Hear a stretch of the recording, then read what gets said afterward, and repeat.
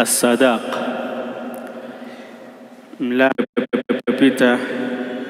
pita ilikuwa katika kitabu as-sadaq,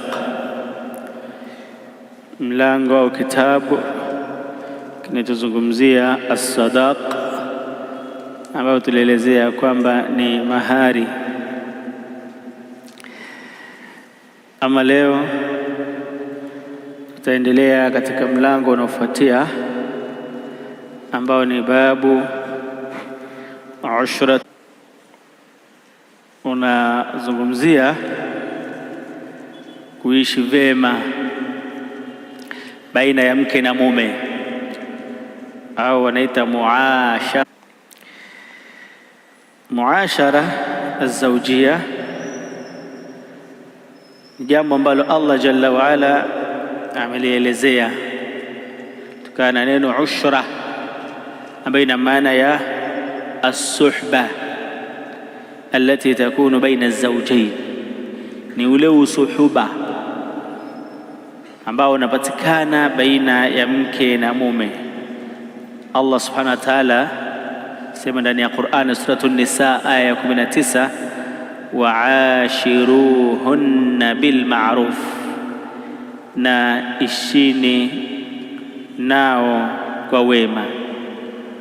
Wa'ashiruhunna bil ma'ruf, ishini kwao, ishini nao kwa wema. Na hii kuishi nao kwa wema, hii wote wawili, kati ya mke na mume, kati ya mke na mume, kila mmoja anatakiwa aishi na mwenzake kwa wema. Na ashira, kila mmoja, mume ni ashira kwa mwenzie na mke ni ashiratun kwa mumewe. Hata husema hadha ashiru hadhihi almar'a wa hadhihi ashiratuhu, na vitu kama hivyo, usuhuba.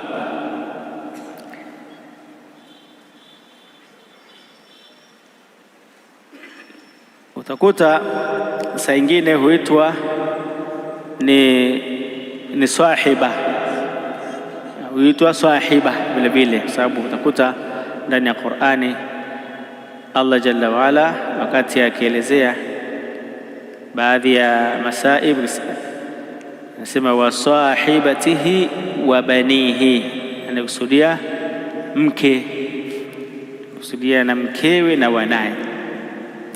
Kila mmoja ni sahib wa mwenzie, mke ni sahib wa mume, sahiba wa mume, na mume ni sahib wa mkewe. Kwa hivyo muashara, amri hii Allah aliposema waashiruhunna bil ma'ruf, analazimika kila mmoja kati ya mke na mume kuishi vyema na mwenzie. Na muashara bil ma'ruf ina maana ya as-suhbatul jamila, kusuhubiana kwa wawili hawa kwa namna iliyo nzuri, usuhuba ulio mzuri. Wa kaffil adha, na kuacha maudhi, kutomuudhi mwenzio, kama ni mke kutomuudhi mumewe, na kama ni mume kutomuudhi mkewe. Wa isalul khairi wa badhlun nada, na kumfikishia yaliyo ya kheri na kutoa msaada. Watakhalluqu bil fadail, na kujipamba kwa tabia zilizo bora, na mengineyo katika hayo ambayo yanahusiana na al-ushra. Anasema muallif rahimahullahu ta'ala, wa yalzamu kullu wahidin min az-zawjayn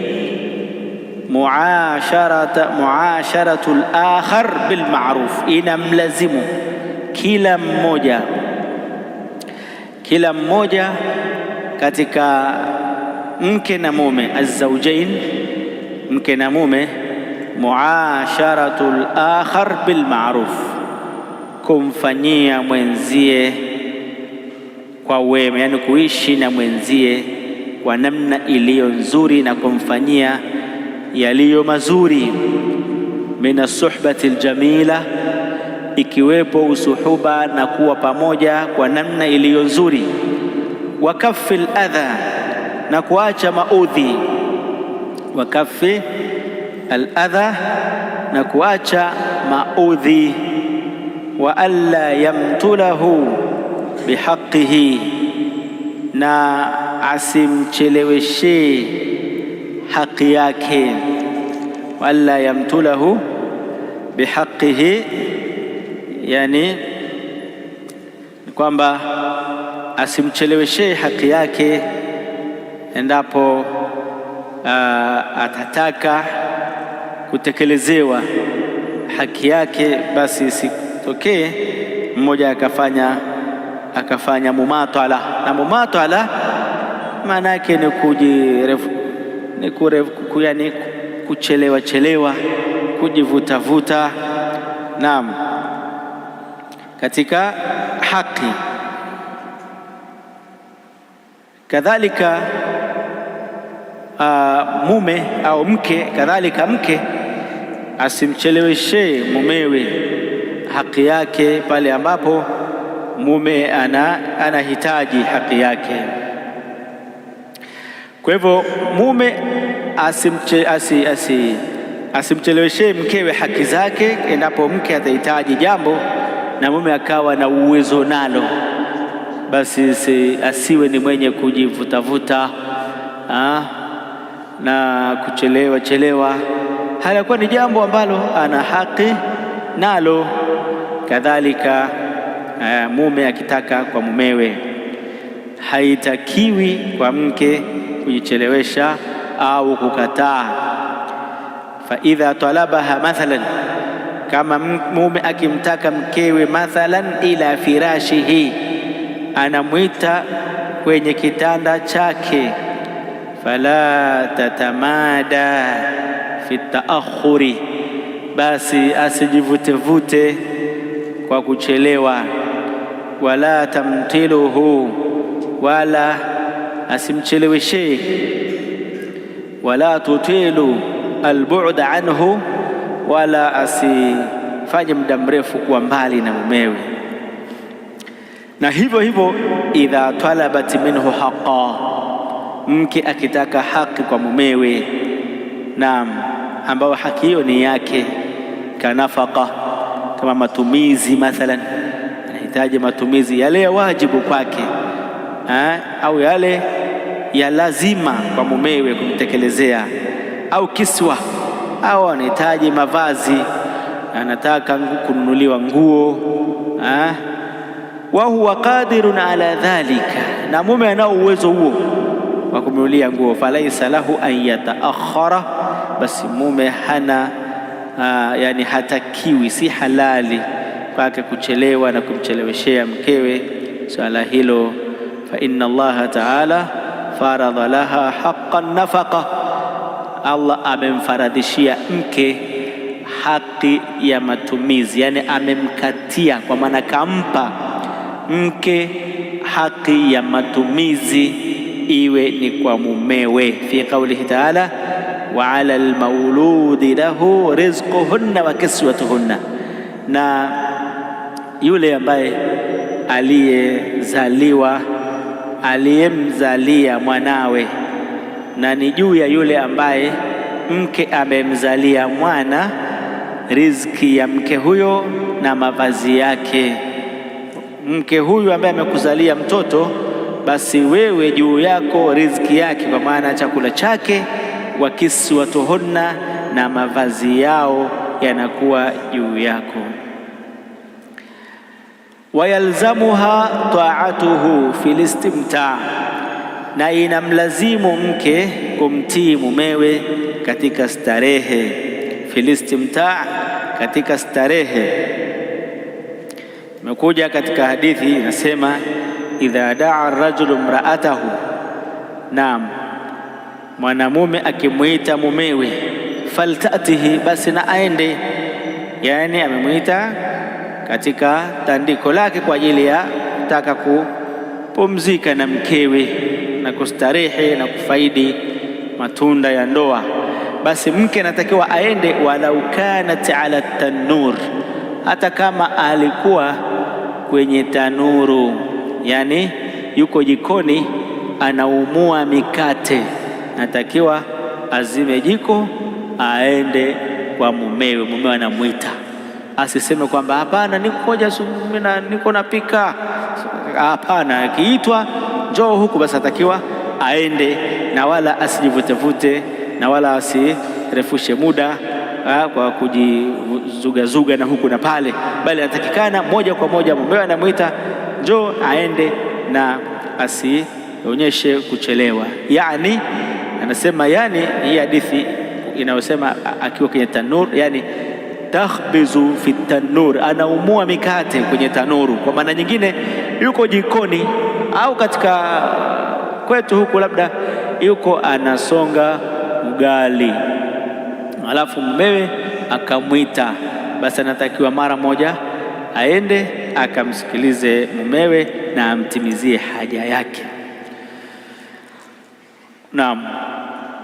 Kwa hivyo asimcheleweshe, amtii katika istimtaa. Wa adamil khuruji wassafar, na kadhalika asitoke na kusafiri, asitoke mke ndani ya nyumba ya mumewe, wasafar, na safari, illa biidhnihi, isipokuwa kwa idhini ya mumewe.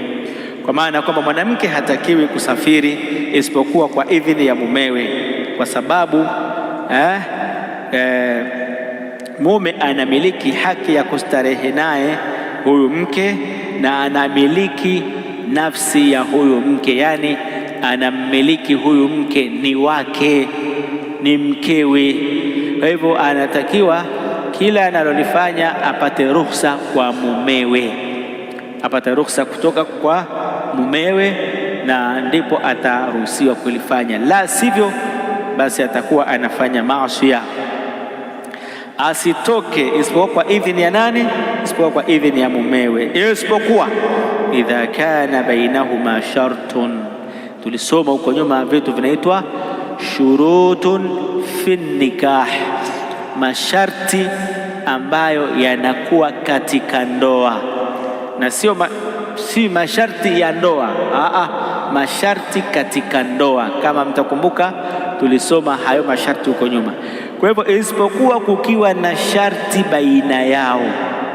Kama kuna sharti baina yao, basi anatakiwa awe katika hili sharti na mume alazimiane na hili sharti. Katika zama zetu hizi anaweza akaweka sharti mke mathalan la kusoma, bwana mimi nakubali, yani mwanamke anasema kwamba yeye anakubali kuolewa na wewe, lakini kwa sharti umwache aendelee kusoma, usimkatize masomo yake. Akakubali umuoe kwa sharti hilo, na wewe ukakubali, na wewe ukafanyaje? Na wewe ukakubali. Sasa kule kukubali kwamba uendelee na masomo, basi maana yake ndo umemruhusu kwamba awe anatoka anakwenda kusoma, au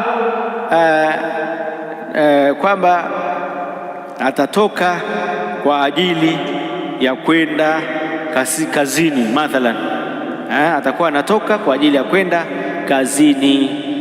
Kwa hivyo wakati wa ndoa, wakati inafungishwa ndoa pale, ikatajwa sharti, bwana tunakuoza huyu binti, na ameweka sharti kwamba usimwachishe kazi yake, kwa sharti, kwa maana anakubali umuoe, usimwachishe kazi yake. Kama utamwachisha kazi yake, hakubali hii ndoa. Ndoa inaishia hapa hapa, hatutafungisha ndoa.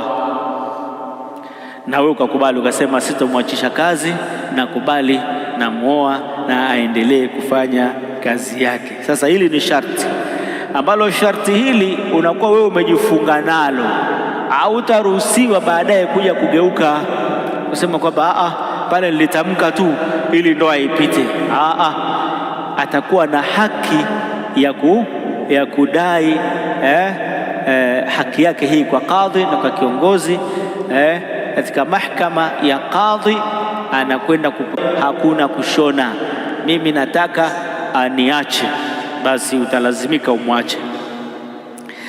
Lakini katika hali hii ya kwamba anatoka anaenda darasani au anatoka anaenda kwenye kazi fulani, inatakiwa awe mume ndiye ambaye anampeleka mpaka hapo anapofanya kazi, alafu anamwacha au anampeleka mpaka shuleni anakosoma, na ikifika muda wa kutoka anakwenda kumchukua.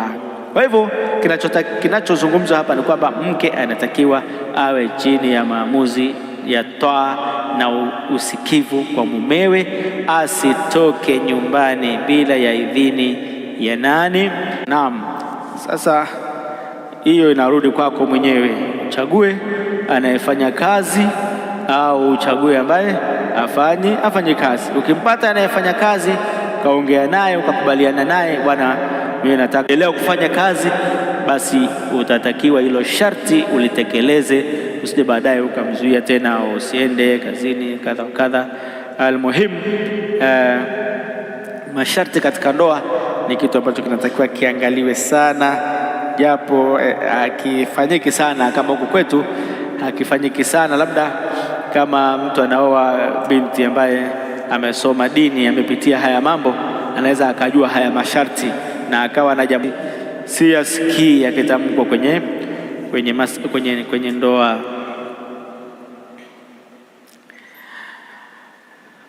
Ama suala la kama ilivyoshamiri leo hii wakina mama wanawake kushiriki katika biashara mbalimbali, wanashughulika na waume zao, pengine kwenye maofisi, kwenye makazi mbalimbali, wanafanya kazi pamoja.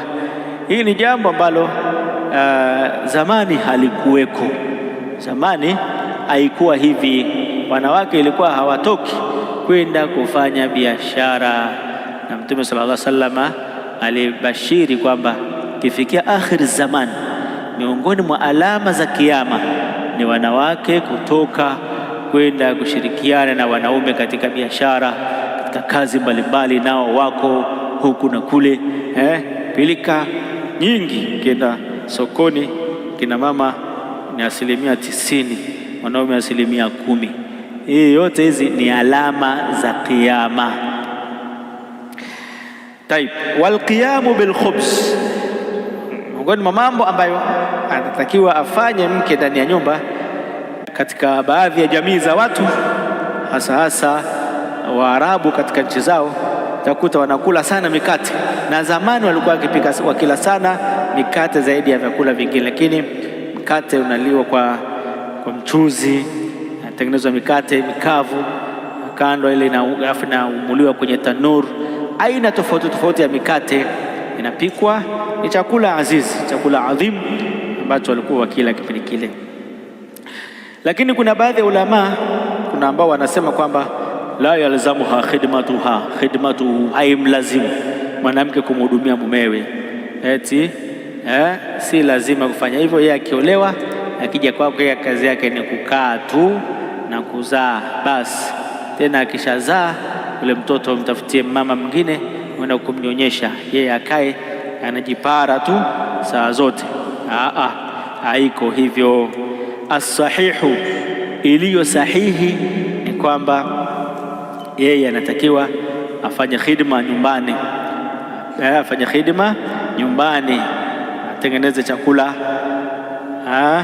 asafishe nyumba.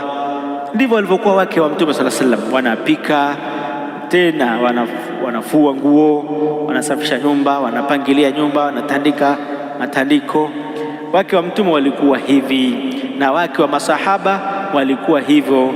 Yakhdimna azwajahun, wanawahudumia waume zao. Fatuslihu taam, tengeneza chakula. Watukhbizu, Watajin, anaumua mikate, kanda unga. Watatbakh, pika. Tuslih athath ad-dar, anapanga vifaa vya ndani, nyumba anatengeneza, anapangilia mpangilio mzuri ndani. Tufrishul furush, anatandika matandiko na kazi kama hizi. Wal awani, taghsilul awani wathiyab, anaosha vyombo, anaosha nguo. Naam, na mwanamume anakwenda kuchakarika huko, anakwenda kuhangaika huko na kule, anatoka jasho na pilika kubwa. Akirudi nyumbani huko hoi taabani, analeta chakula nyumbani. Naam, na mke anakuwa pale nyumbani, anaweka mazingira safi pale nyumbani. Fatima radhiyallahu anha, binti wa Mtume sallallahu alayhi wasallam, wakati ameolewa na Ali ibn Abi Talib radhiyallahu anhu, alikuwa huyu mama akimhudumia mumewe, anatwanga ngano. Kipindi hicho hamna mashine, ngano inasagwa kwa mashine ya mkono, mashine ya mkono. Jiwe moja liko chini linaitwa araha, na jiwe lingine dogo la juu linashikwa na mkono. Kwa hivyo anasugua, anaweka ngano hapa, kisha anasugua ile ngano, mbele huku unatoka unga. Ndio kazi ilikuwa namna hiyo. Na kabla hujafanya hivyo, inabidi ile ngano iweke kwenye kinu, utwange ili itoke maganda, itoke ile maganda. Kama shairi inakuwa na maganda mengi, maganda yake yanakuwa mengi na yanakera. Kwa hiyo natwangwa, natoka maganda yale, kisha inasagwa. Sasa mpaka mikono yake inatoka malengelenge. Fanya kazi hiyo. Akaenda kwa Mtume sallallahu alaihi wasallam kumwomba ampatie mtumishi, ampe khadima ambaye atamsaidia kazi nyumbani. Kazi nyingi anaandaa kazi za nyumbani zilikuwa nyingi sana. Mtume sallallahu alaihi wasallam akamwambia kwamba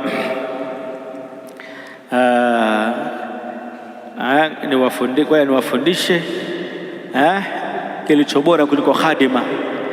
Akamwamrisha yeye na mumewe bi an yusabbiha Allah wa yuhammidahu 33 wa yukabbirahu 34 qabla an-nawm. Naam, wafanye subhanallah 33, alhamdulillah 33 na Allahu akbar 33.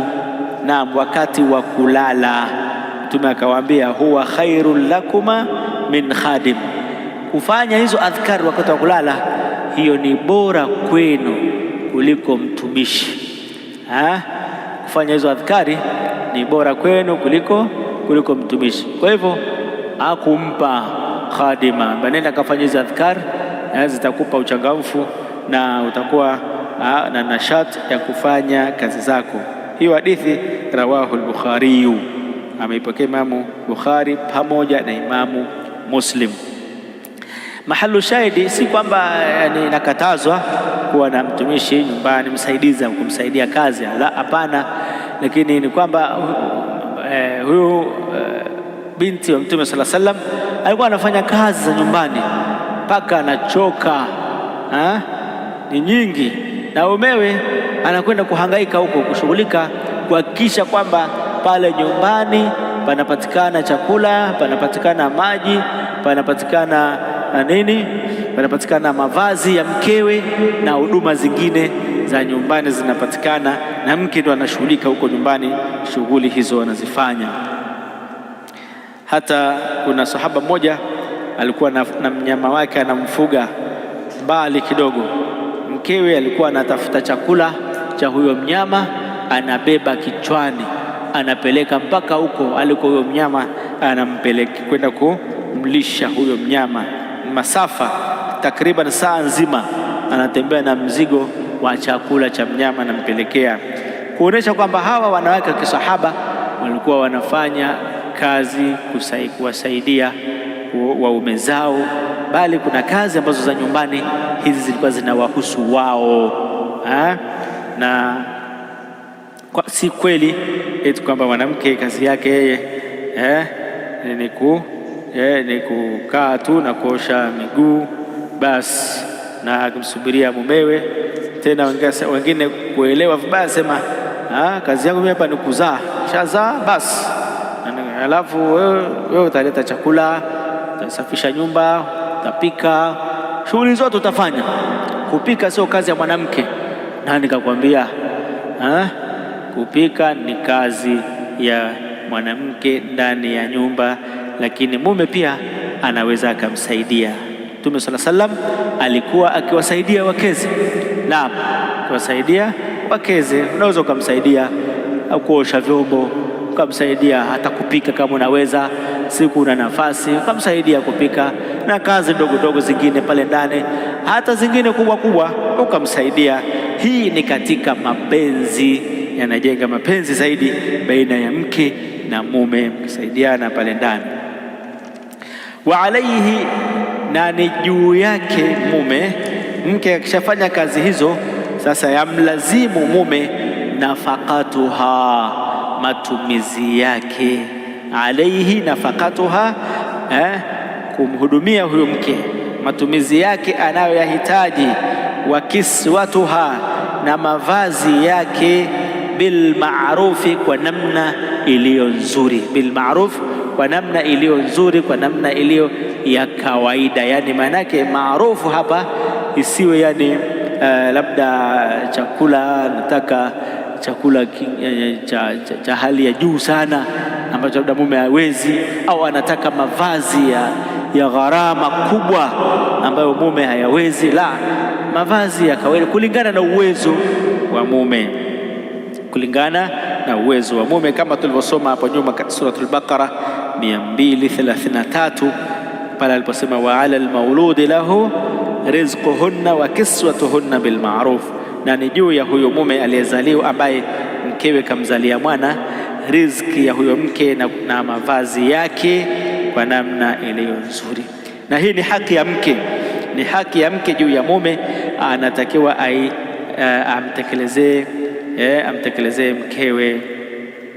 Na Mtume sallallahu alaihi wasallam alitilia mkazo hilo jambo kwenye hutuba yake katika hajjatul wadaa, akasema walahunna alaikum rizquhunna, na wao wana haki juu yenu ya riziki yao. Wa kiswatuhunna, na mavazi yao. Bil ma'rufi, kwa namna iliyo nzuri. Walakin walakum, na ni juu yenu nyinyi. Alaihinna, kwao hawa kina mama. Alla yudkhilna fi buyutikum ahadan takrahunahu, wasimwingize katika nyumba zenu yeyote yule ambaye nyinyi mnamchukia. Wala yutina furshakum ahadan takrahunahu, wala wasimkalishe kwenye matandiko yenu yale furshati ambazo umetandika ndani ya nyumba. Mtu yoyote asikanyage pale ambaye wewe mume hutaki akanyage pale. Maana yake ni kwamba ukimwambia sitaki mtu fulani aingie hapa ndani kwangu, basi yatakikana asifanye hivyo na asimruhusu kuingia hata kidogo. Mfano wa kama hivyo. Wa fil hadith, na katika hadithi imekuja Mtume sallallahu alaihi wasallam anasema istausu bin nisai khaira, istausu bin nisai khaira. Mtume yani kwamba chukueni usia wangu, wafanyieni wanawake yaliyo mazuri, wafanyieni wanawake yaliyo mazuri. Hapa hii hadithi Mtume anatufundisha kuwa na subra juu ya wanawake, na ukamilifu wa hii hadithi anasema kwamba istausu bin nisai khaira, kwamba wahusieni wanawake yaliyo mazuri, ishini nao vizuri, muwavumilie.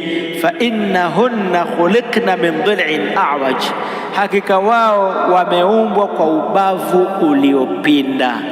Hawa wanawake wavumilieni sana, na mzungumze nao, muwaelekeze, muwanasihi, muwe na subira na uvumilivu kwa hao, kwa sababu wameumbwa kwa ubavu tena uliopinda.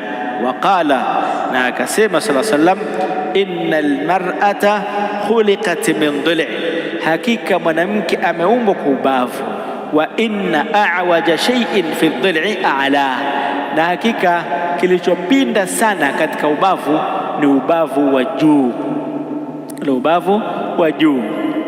Kuanzia mbavu sasa zimekuja ubavu ule wa juu wa mwisho umepinda sana. Fa in dhahabna tuqimahu kasartahu, ukitaka kuunyosha unauvunja. Wa in istamta'ta biha ala iwajin, na ukistarehe nao utastarehe nao kwa umepinda. Kwa hivyo huyo mke ukitaka kumrekebisha kwa nguvu, basi maana yake ni kwamba utamharibu, na kumharibu kwake maana yake utazalisha talaka.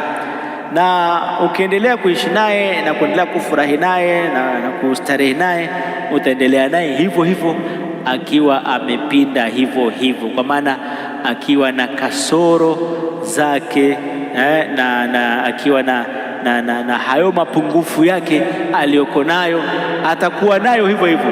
Ila sasa yatakikana katika kuyarekebisha ile Mtume amesema ukitaka kunyosha kwa nguvu unavunja. Hivyo inatakiwa kidogo kidogo. Leo umerekebisha hili, kesho umerekebisha hili, kesho kuta amerudia tena lile ambalo ulirekebisha jana. Lile ambalo ulirekebisha jana akarudia tena, na hivyo hivyo. Leo amefanya hivi, kesho kafanya hivi, kesho kafanya hivi. Umeelekeza leo unafanya hivi. Uendelee kuishi naye katika hali hiyo. Mtume ametoa usia huo. Naam. Wa in dhahabta tuqimaha kasartaha wa kasruha talaquha, uking'ang'ana kutaka kuunyosha ili anyoke sawa sawa kabisa, basi utavunja ubavu huo, na kuvunja huo ubavu ni talaka. Manake hutaweza kuishi naye, na kila utakayemuoa utakuta anayo mapungufu yake. Ukitaka kuyabadilisha kwa nguvu utashindwa, matokeo yake ni talaka. Sasa wewe utakuwa unaoa unaacha, unaoa unaacha, unaoa unaacha, unatafuta aliyenyoka namna hii, humpati. Hakuna wa namna hiyo, hakuna wa namna hiyo. Kwa hivyo kuwa mvumilivu, kuwa na subra, endelea kuishi na mkeo katika hali iliyo nzuri, nasaha za hapa na pale mpaka mwisho. Farrajul la budda an yulahadha fi imraatihi shay'an min an-naqs. Anasema shekhe mshereheshaji hapa mmoja hivi, anasema lazima mwanaume akute kwa mkewe mapungufu fulani, wal mukhalafa wal khalal. Tena anakuta kuna mikhalafa ambayo huyo mke anafanya mikhalafa, na kuna kasoro mbalimbali. Fa alayhi an yatahammala wa yasbir, basi mume vumilia. Fanya nini? Vumilia, na kadhalika usubiri, na uendelee kuwa naye na mke huyo katika namna hiyo ambayo ni ya namna ya iwaj, kama tulivyoambiwa kwamba amepinda na yuko hivyo hivyo, atabakia kupinda kwake. Wewe utaendelea kunyoosha wakati wewe unaendelea kupinda mpaka Allah jalla waala atakapowapa taufiki, atakapowaachisha baina yenu, mmoja akaenda kabrini au mkaenda wote. Ni mipango ya Allah subhanahu wa ta'ala. Naam. Na Mtume sallallahu alaihi wasallam alisema khairukum li ahli, khairukum li ahlihi. Na hii iko kwenye hiyo hadithi ya istausu bin nisa'i khaira. Naam, katika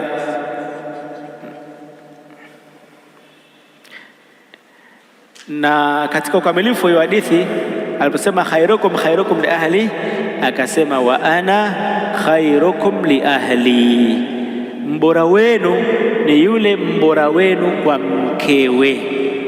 anayeishi naye vizuri, wanaelewana vizuri, anavumilia mapungufu yake. Naam, kitokea wamekwaruzana, wanaelewana, basi huyo ndio mbora, na anasaidiana naye, anamsaidia shughuli zake, wanakaa vizuri. Na mimi ni mbora wenu kwa nani? Kwa familia yangu.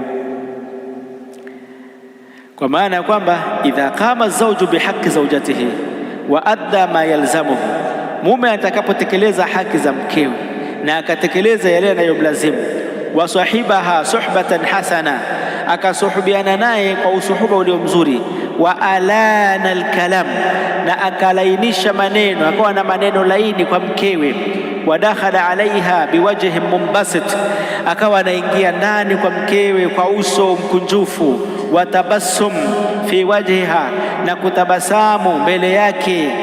Umeingia ndani mkuta mkeo unatabasamu, wa ataha ma tatlubuhu, na akampa yale anayoyataka mkewe, fa innaha talinu lahu, huyo mke atakuwa laini kwa mumewe, atakuwa laini kwa mumewe. Wa tuhibbuhu, atampenda. Wa tarkanu ilayhi, na atamili kwa mumewe. Wa tuwafiquhu, ataafikiana naye. Kwa hivyo ikiwa ni hivyo, inapatikana muwafaqa, inapatikana mahaba baina ya mke na mume, wataishi vizuri, familia itanawiri. Ndio akasema Mtume, khairukum li ahlihi, mbora wenu ni yule mbora wenu kwa mkewe. Waqala sallallahu alaihi wasallam, idha daa ar-rajulu imra'atahu ila firashihi faabat, mume idha daa ar-rajul, anapomwita mume mraatahu, mkewe, ila firashihi, kwenye tandiko lake, faabat an taji, akakataa kuja. Mume amemwita mkewe katika tandiko lake, anataka haki yake ya ndoa, mke akakataa. Sasa mimi siji, wewe lala huko, mimi nalala huko, staki. Laanatha almalaika, malaika wanamlaani hata tusbih, mpaka anaamka asubuhi, analaaniwa tu. Yani malaika wao wanamwombea laana tu kwa Allah mpaka asubuhi, analaaniwa tu na malaika. Shida nini? Amemkatalia mumewe, amkatalia mumewe. Hizi nasaha hizi Mtume sallallahu alaihi wasallam anazielekeza kwa wanawake, hadithi muttafaqun alaihi. Haitakikani kwa mwanamke anaitwa na mumewe anakataa. Na kule nyuma amesema kwamba hata kama yuko kwenye tanuru anaumua mikate, natakiwa amwitikie mumewe na aende haraka sana kumtekelezea haki yake hiyo anayoitaka. Kama natakiwa amtii mumewe katika hilo. Na hapa aliposema kwamba la'anatha almalaika, hii ni waidun shadid, kwamba ni kemeo kali kwa mke huyu, kwamba anaombewa kufukuzwa kwenye rehma za Allah, na Allah tuepushe na hilo. Malaika wakikuombea dua ni hatari sana, sababu malaika ni ibadullahi almukramun, la ya'suna Allaha, hawamwasi Allah jalla waala yale wanayoamrishwa, na wanatekeleza mara moja kile ambacho wanachoamrishwa. Hao ndio ambao wanamwombea laana mwanamke huyu ambaye anamkatalia mumewe. Wa alaihi, ni juu yake mume, an ya'dila baina zawjatihi. Hayo yaliyotangulia hapo ambayo tumeyataja ndio yanayohusiana na masala ya al-ushra, muamalatu tayyiba baina zawji wa zawjatihi, muamala mzuri na maelewano mazuri na kuishi vyema baina ya mtu na mkewe. Ama haya ambayo yameanza hapa na Sheikh ameyachanganya ndani ya sehemu moja, huu katika vitabu vingine vya fiqh utakuta ni mlango peke yake, ambao unaitwa babu babu alqasmi baina alzawjat. Alqasmu ni mgao, qasmu ni mgao. Ndio hapa anasema wa alayhi an ya'dila baina zawjatihi fil qasmi, ni juu yake kufanya uadilifu huyo mume kwenye mgao baina ya wake zake. Na hapa ni yule ambaye ana mke zaidi ya mmoja, awe mwadilifu katika kufanya mgao, afanye mgao baina ya wake zake na fil qasma wa fil qasmi wan nafaqa, katika mgao wa zamu. Hii qasm ni zamu, na nafaqa matumizi, wal kiswa na mavazi, wa ma yaqdiru alayhi min al-adl, na lile analoliweza katika uadilifu atekeleze. Qasmu au alqasmu ni ataswiya, ni usawa na uadilifu. Ikiwa mtu ana wake wawili, basi anatakiwa awe analala kwa huyu usiku mmoja na kwa huyu usiku mmoja, au siku mbili huku na siku mbili kule. Akimvalisha huyu, akimnunulia nguo huyu, basi na huyu amnunulie nguo hiyo hiyo. Naam, amnunulie nguo kama hiyo aliyemnunulia huyu. Naam, inakusudiwa yani hata ikiwa rangi moja. Naam, ikiwa rangi moja au yenye thamani kama hiyo, au yenye thamani kama hiyo. Akimnunulia huyu tunda na yule amnunulie tunda, ndio uadilifu. Naam, akimnunulia huyu nyama na yule amnunulie nyama. Akimnunulia naam, au hiyo nyama alionunua aigawe mara mbili, ukapeleke sehemu na ukapeleke sehemu. Naam, kwa maana kwamba la yu'thiru wahidatan ala al-ukhra, asimtangulize mmoja juu ya mwingine. Ikawa kuna mmoja anamfanyia zaidi na mwingine anambana, siwe hivyo, kwa sababu hiyo itakuwa ni dhulma. Fa inna dhalika min aljawr alladhi naha Allahu ta'ala anhu, ni ujeuri na dhulma ambao Allah jalla waala amekataza. Akasema fa in khiftum alla ta'dilu fawahida, kama mnachelea, mnahofia kwamba hamtaweza kufanya huu uadilifu, basi oa mmoja. Oa mmoja, sio wengi alafu ikaenda ikakushinda, ikaenda ikakushinda.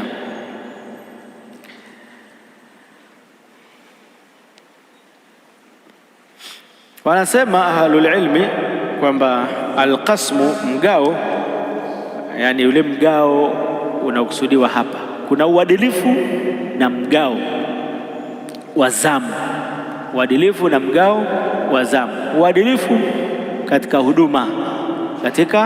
huduma, ukimhudumia huyu hiki na ule mhudumie hivyo, ukimhudumia huyu hiki na ule mhudumie hivyo, ukimjengea nyumba huyu na huyu mjengee nyumba, namna hiyo.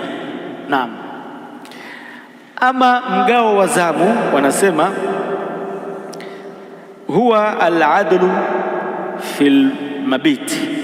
Huu hapa mgao ni uadilifu kwenye kulala, kwa maana kwamba unalala huku, zamu ya kulala huku ulale huku, zamu ya kulala kule ulale kule. Naam, la yalzamu minhu alwat'u, hailazimu jimai. Uadilifu kwenye jimai ni kitu ambacho ni vigumu, sio kwamba lazima kule umefanya jimai na huku fanye jimai. Naam, sio hivyo. La yalzamuhu, hailazimu an yaswiya bainahunna fil wat'i, kuweka usawa baina yao katika jimai. Katika nini? Katika jimai. Au labda kule ulirudia mara 2 mara 3 na huku mara 1, basi ndio uwezo wako umekuwa hivyo, ndio uwezo wako umekuwa. Sio lazima kule mara 2 na huku mara 2. Allahu musta'an. Naam. Fa idha jamaa, anasema hapa fa idha jamaa hadhihi, kwa maana sio lazima iwe hivyo. Kwa nini nasema fa inna hadha shay'un qad la yaqdiru alayhi? Hili ni jambo ambalo mtu anaweza asiliweze. Naam, anaweza asiweze kufanya hivyo. Wadhalika liannahu yataallaqu bishahwa, ni jambo ambalo linafungamana na shahwa na matamanio. Wal insanu qad la tamilu nafsahu ila ihdahunna, na mtu kimaumbile inawezekana asimili kwa huyu zaidi, ikawa kenda kule anachangamka sana, lakini huku kija huku anakuja tu kutekeleza wajibu, lakini katika shughuli zile anakuwa mzito namna hii, kwa ngumu kidogo. Wala tamilu nafsuhu ila ihdahunna wa tamilu ila al-ukhra akthar, ikawa nafsi inamili kwa yule zaidi. Haya ni mambo ya ndani ya moyo ambayo yani mtu anashindwa kuyamiliki. Walidhalika thabata an Aisha qalat, na ndio maana imethibiti kutoka kwa mama Aisha kwamba alisema, kana an-nabiy sallallahu alayhi wasallam yuqsimu baina nisaihi, anagawa baina ya wake zake, fayadil, anafanya uadilifu, anagawa, wayaqulu, alafu anasema, Mtume anasema, Allahumma hadha qasmi, ewe Allah, huu ndio mgao niliogawa mimi, fima amliku, katika yale ninayoyamiliki, mgao wangu katika yale ninayoyamiliki ndo huu. Fala talumni fima tamliku wala amlik, usinilaumu Mola wangu katika yale ambayo unayamiliki wewe na mimi siyamiliki, usinilaumu. Yani anakusudia ule moyo, mapenzi ya moyoni, wale wake ambao umewaoa, hautaweza eti jinsi unavyompenda mke huyu iwe unampenda hivyo hivyo huyu mke mwingine. Hiyo ni ngumu, haiwezekani. Lazima kuna sehemu ambako mapenzi na mahaba yatazidi. Sasa hiyo ni mambo ya moyoni, wewe huwezi kuyaweka sawa ukawa unampenda huyu kama unavyompenda huyu. Ama huduma vile vile, ukipeleka huku na huku umepeleka, ukienda huku hivyo hivyo, ukilala huku na kesho umelala kule, na hivyo ndio uadilifu unakuwa namna hiyo. Ama yale ya moyoni, fala yaqdiru al-insanu an yusawiya bainahunna fil mahabba, mtu hawezi kuwaweka sawa wanawake kwenye nini, kwenye mahaba, yani akawa anawapenda wote mapenzi yaliyo sawa sawa. Naam. Wa fil hadith, na katika hadithi anasema, man kanat lahum ra'atani famala ila ihdahuma, atakayekuwa na wake wawili, famala ila ihdahuma, akamili na kulemea kwa mmoja wao, hapo uadilifu umemshinda. Huku analala siku 3, huku siku 1, mara siku zingi, mara amepotelea huko mwezi, akija hapa anapita tu anasema jambo hapa, salama, kuna shida gani? Basi anaondoka. Yeye yuko kule tu, hamkumbuki mke wake wa pili, yeye yuko na mke mmoja tu. Jaa yaumul qiyama, atakuja siku ya Kiyama mtu huyo, washiquhu mailun, na upande wake mmoja umeinama.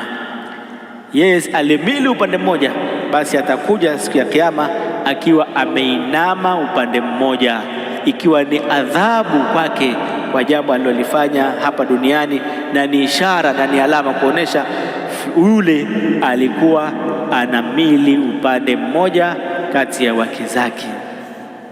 Kwa hivyo watu wamesimama wima na wewe umesimama uko upande na umemili upande mmoja, yani inaonesha dhahiri kabisa kwamba hii ni adhabu yako, wewe utafufuka nayo siku ya Kiyama, kama ilivyo wale wala riba watafufuka na matumbo makubwa mpaka akisimama tumbo lile kubwa mno linamzidia, anaanguka. Akisimama anaanguka kutokana na riba aliokuwa anakula. Matumbo yao yamekuwa makubwa sana, wanaadhibiwa kabla ya hukumu. Hiyo ni kabla ya hukumu, anapata adhabu hiyo. Kwa hivyo, na watu ambao wanawake wawili nao wajitahidi katika uadilifu.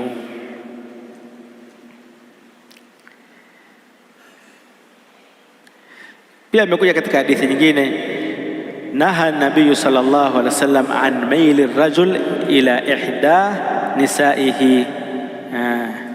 Naam, ni sharhi ya hii hadithi. Imekatazwa hilo, kwa maana kwamba katika matumizi na katika kugawa zamu na katika huduma usiwe ni mwenye kumili upande mmoja, bali wake zako uwahudumie kwa namna iliyo sawa. No.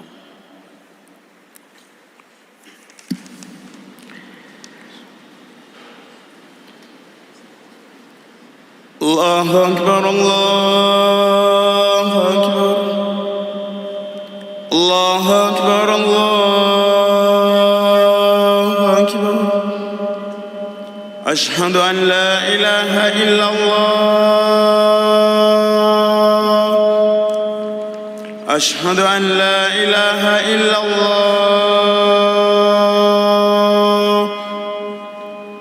ashhadu anna Muhammadan Rasulullah, ashhadu anna Muhammadan Rasulullah.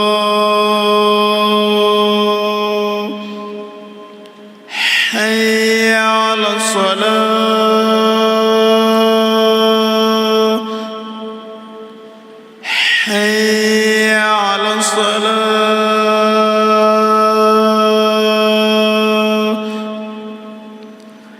hayya ala al-falah,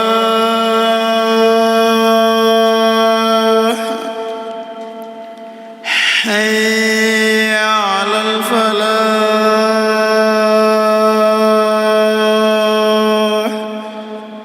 Allahu Akbar, Allahu Akbar. La ilaha illallah.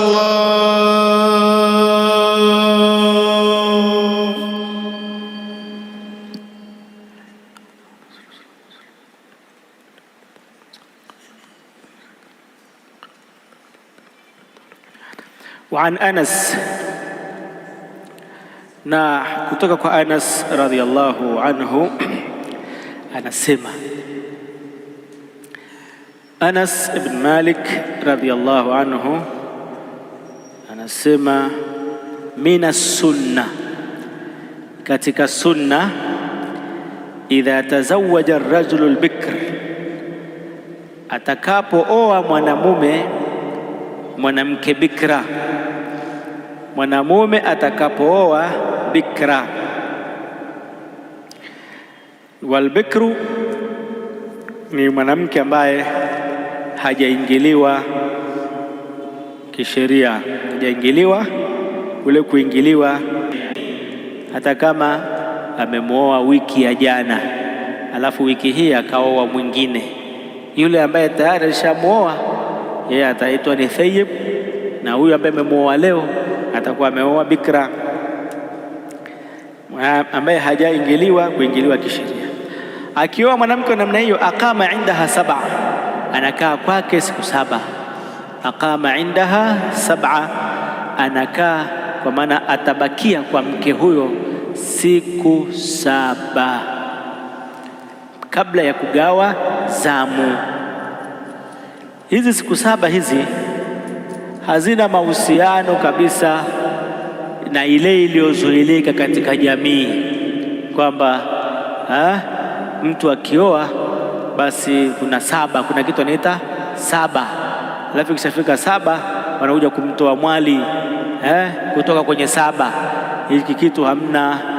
Haya ni masala ya mgao, kwa maana huyu ameoa mke mpya na wakati alikuwa na mke mwingine. Hapa si kuna zamu?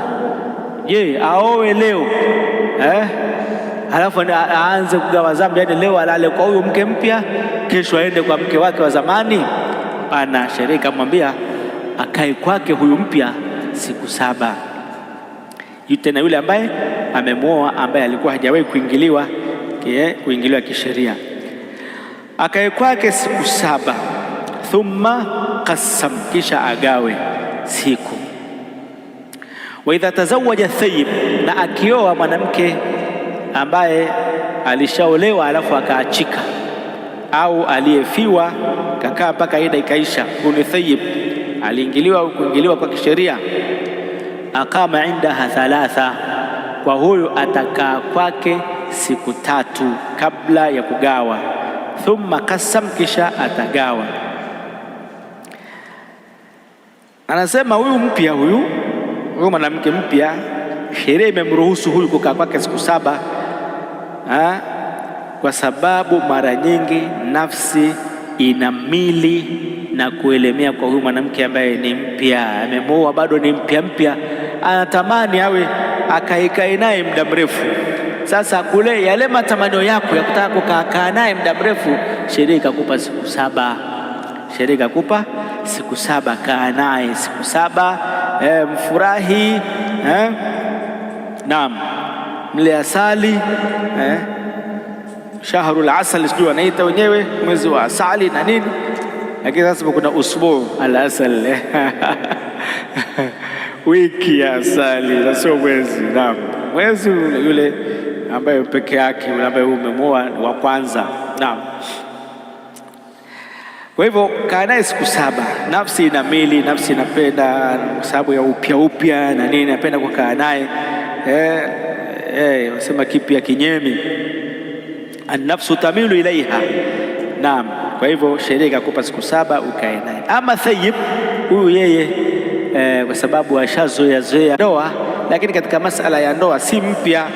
Huyu yeye kaa naye siku ngapi? Siku 3, kwa sababu ashaoa, zinamtosha siku 3 kukaa naye katika na nyusiku zake. Yani hizo siku 7 hizo na hizo siku 3 ni michana yake pamoja na nyusiku zake, nakaa kwake. Lakini ikitokea labda akakaa kwa huyu thayyib siku 7, basi atatakiwa kuzilipa. Amemwoa mke ambaye anatakiwa akae kwake siku 3, lakini akakaa siku 7, basi atazilipia hizi siku 7 kwa wake zake wengine ambao hakukaa kwao siku 7. Na Mtume sallallahu alaihi wasallam anasema katika hadithi ya Salama alipomuoa, wabata indaha 3, alilala kwake siku 3. Qala, kisha akasema, innahu laysa biki hawanun ala ahlika, wewe huna hawanun ala ahlika, in shi'ti, ukitaka sab'atu laki, ukitaka nikufanyie siku 7, nikae nawe siku 7. Wa in sab'atu laki, na nikikufanyia wewe siku 7, sab'atu nisai, nitawafanyia wake zangu wengine ambao sio wewe siku 7 vile vile, kwa maana nitaenda kuwalipia siku 7, kwa sababu sikuwafanyia wao siku 7, nitakwenda nitazilipa kule. Naam, muttafaqun alayhi. Hadithi ya juu hii hadithi ambayo kwenye matni ya kuhusiana na kugawa zamu baada ya siku 7 na kugawa zamu wa thayyib baada ya siku 3 ni hadithi ambayo ni muttafaqun alayhi. Waqalat Aisha, sema mama Aisha radhiallahu anha, kana Rasulullah sallallahu alaihi wasallam idha arada safaran. Yani yote haya ni mambo ya uadilifu kwenye ndoa. Ukioa mwanamke ambaye ni bikra, uadilifu wa kuanza kugawa zamu ni siku 7 kwake, kisha uanze kugawa zamu. Kwa mke mkongwe ni siku 3. Sasa unataka kusafiri na wewe una mke zaidi ya mmoja, utasafiri na yupi? Ukimchukua huyu huwa atalalamika, ukimchukua yule watatu au wengine wawili watalalamika. Anasema mama Aisha, kana Rasulullah sallallahu alaihi wasallam, alikuwa Rasulullah sallallahu alaihi wasallam idha arada safaran, akitaka kusafiri, aqra baina nisaihi, huwafanyia kura baina ya wake zake, hufanya kura, wanapiga kura. Fa ayatuhunna kharaja, yoyote yule ambaye itatokea sahmuha, itatokea kura yake au sehemu yake, kharaja biha, anatoka naye. Kwa hivyo upigaji wa kura unakuwa kwa namna tofauti tofauti. Kama labda kuna vitu anaweka pale, atakayebahatika kuchagua kimojawapo basi ndio ambaye atakuwa anatoka naye. Kama una wake wawili, basi unaandika vikaratasi, kimoja umeandika safari, kingine unaandika unabaki alafu unavirusha pale. Atakayeokota safari ndio utasafiri naye, anayeokota za kwake anabaki, basi anabaki. Naam, na uadilifu unakuwa hivyo, na hakuna atakayelalamika kwa sababu umefanya vile, umepiga kura, imemwangukia yule. Naam, ni Mtume alikuwa akifanya hivyo, alikuwa akihitaji katika safari zake awe na mke ambaye atakuwa anamhudumia huko safarini. Kwa hivyo anafanya kura. Wa idha asqatat almar'a haqqaha min alqasm, na mwanamke akiangusha haki yake ya mgao,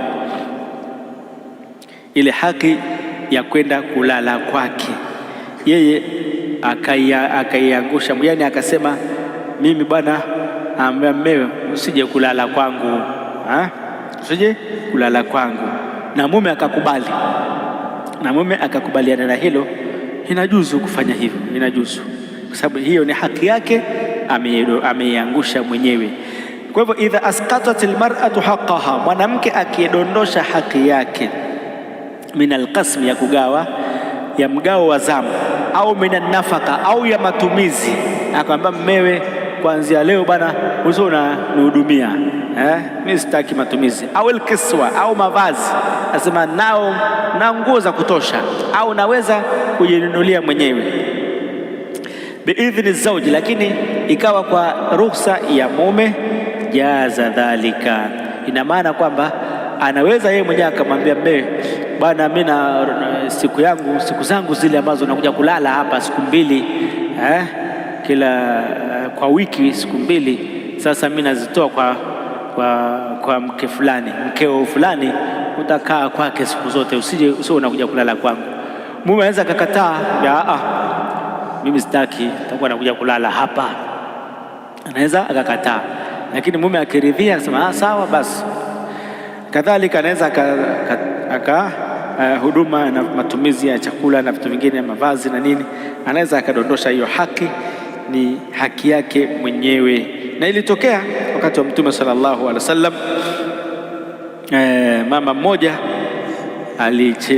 alihofia kuachwa na Mtume sallallahu alayhi wasallama. Naam, huyu mama alikuwa amezeeka, amekuwa mzee sana. Akaona sasa hapa ndio mama Sauda huyo, akaona hapa nimeshazeeka namna hii, huenda Mtume akaniacha. Naam, naye anapenda awe mke wa Mtume mpaka peponi, afufuliwe na nani? Afufuliwe na wake za Mtume, naye akiwa katika wake wa Mtume sallallahu alaihi wasallam. Basi akatoa siku zake, siku yake ile ya zamu yake akampa mama Aisha radhiallahu anha. Ndo hapa anasema waqad wahabat Sauda, na alitoa zawadi Sauda bintu Zam'a radhiallahu anha yaumaha li Aisha, alitoa siku yake kumpa Aisha, alimpa Aisha. Fakana nabiyu sallallahu alaihi wasallam yuqsimu li Aisha yaumaha wa yauma Sauda, ikawa Mtume sallallahu alaihi wasallam anagawa kwa Aisha, anamgawia Aisha siku yake na siku ya Sauda. Kwa hivyo ikawa anakaa kwa Aisha siku mbili, kwa wake wengine anakaa siku moja moja, lakini kwa Sauda haendi kulala kwa Sauda, kwa sababu Sauda siku yake ameitoa kwa nani? Ameitoa kwa Aisha radhiallahu anha. Na hii inajuzu sheria kufanya hivyo, lakini si kwamba ndo basi tena anabakia tu hivyo kama vile hana mume, la, bali anaye mume atakuwa anamtembelea pale kumjulia hali, na kama bado yeye amedondosha zamu tu, hakudondosha nafaka, unaendelea kutoa matumizi, unatoa matumizi kama kawaida, isipokuwa tu ile zamu ya kulala haji kulala pale.